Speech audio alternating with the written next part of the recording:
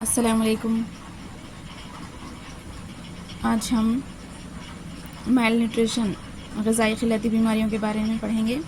پچھلی کلاس میں ہم آدھا پڑھے تھے، آج کنٹینیو کریں گے۔ ایسی غذا کا استعمال جس میں ایک یا زائد مقویات مطلوبہ مقدار میں موجود نہ ہو تو اس کو ناقص تغذیہ میل نیوٹریشن کہا جاتا ہے۔ ہم پچھلی کلاس میں پڑھے تھے نا کہ ایک متوازن غذا کون سی ہوتی ہے؟ ایک متوازن غذا کسے کہتے ہیں؟ جس میں تمام مقویات موجود ہو، کاربوہائیڈریٹ، پروٹین، معدنی نمک، یہ تمام کیا ہے ایک غذا میں موجود ہو تو متوازن غذا کہلاتی ہے۔ اگر ہم صرف چاول کھا رہے ہیں جس میں صرف کاربوہائیڈریٹ موجود ہوتا ہے لیکن پروٹین اس میں موجود نہیں ہوتا، اسی لیے ہمیں چاول کے ساتھ دال کھانا ضروری ہے تاکہ ہمیں پروٹین اور کاربوہائیڈریٹس تمام متوازن غذا ہمیں میسر ہو سکے، ہمارے جسم کو تمام چیزیں مل سکے۔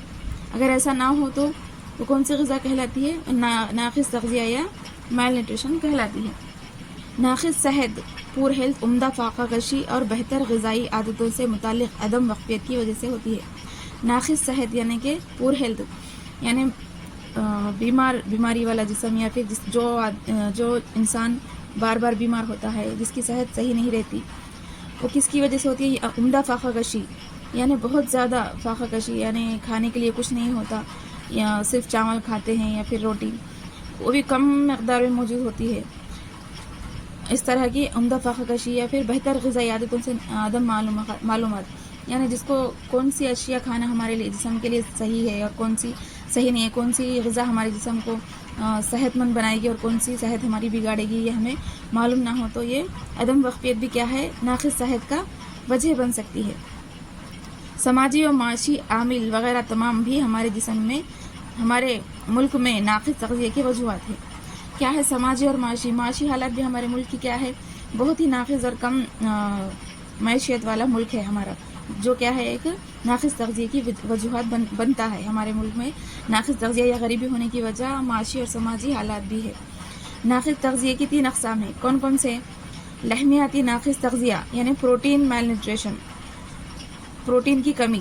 حراری ناقص تغذیہ، کیلری میل نیوٹریشن یعنی کیلری کی کم مقدار میں ہمارے جسم میں کیلری کم ہونا بھی ایک ناقص کیلری میل نیوٹریشن کہلاتا ہے۔ لحمیاتی حراری ناقص تغذیہ، پروٹین کیلری میل نیوٹریشن یعنی یہ دو بھی، لحمیاتی اور حراری ناقص تغذیہ، یہ بھی ایک ناقص تغذیہ کی اقسام ہیں۔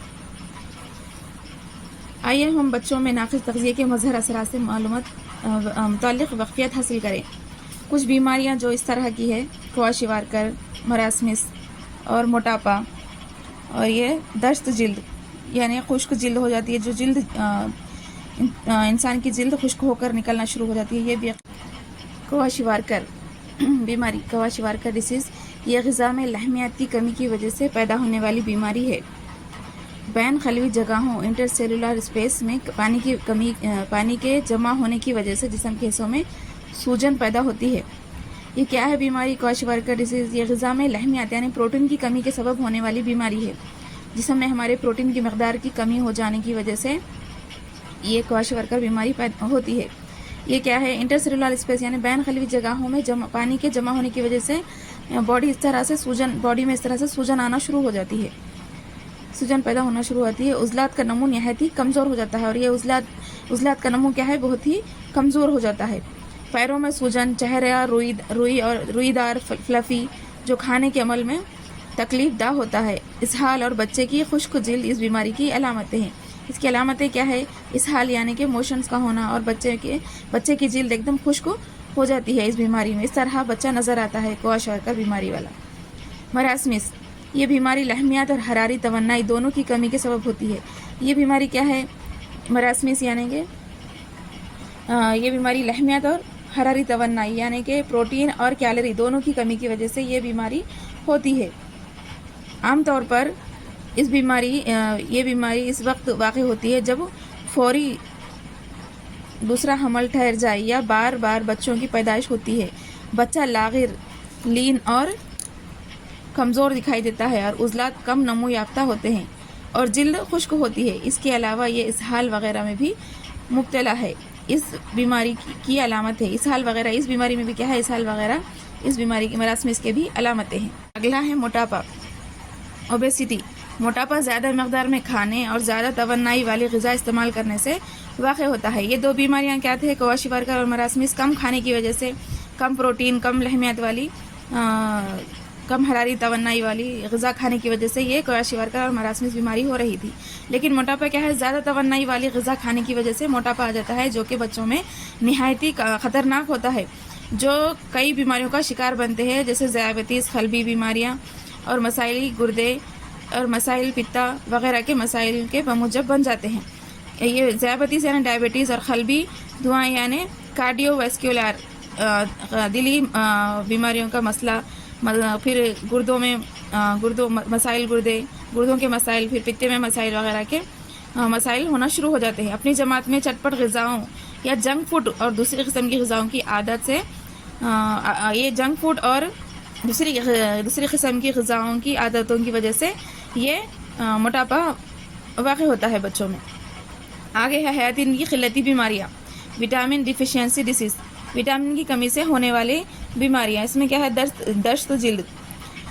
حیاتین نامیاتی مادے ہوتے ہیں، یہ خرد مخفیات ہیں جن کی قلیل مقدار میں ضرورت ہوتی ہے۔ در حقیقت حیاتین کی تالیف ہمارے جسم میں نہیں ہوتی، اور عام طور پر ہم حیاتین کی کمی سے پیدا ہونے والی بیماریوں سے متاثر نہیں ہوتے۔ ہمارے جسم کے لیے حیاتین کے دو ذرائع ہوتے ہیں، ایک تو کھائی جانے والی غذا، دوسری آنت میں پائے جانے والے بیکٹیریا، جو حیاتین کی تعریف کرتے ہیں اور ہمارے جسم کو فراہم کرتے ہیں۔ حیاتین کیا ہے؟ نامیاتی مادہ ہے، یہ خرد مخفیات ہے، یعنی کہ بہت ہی چھوٹے چھوٹے مخفیات ہوتے ہیں جن کی بہت ہی قلیل مقدار میں حیاتین کی ہمارے جسم میں ضرورت ہوتی ہے۔ یہ عام طور پر اس کی بیماریاں بہت کم ہوتی ہے ہمارے جسم میں۔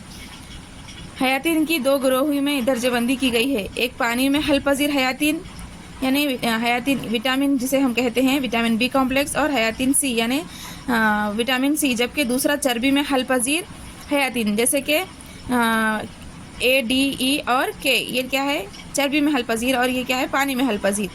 وٹامن بی اور وٹامن سی پانی میں حل پذیر ہوتے ہیں، اور وٹامن اے، ڈی، ای اور وٹامن کے چربی میں حل پذیر ہوتے ہیں۔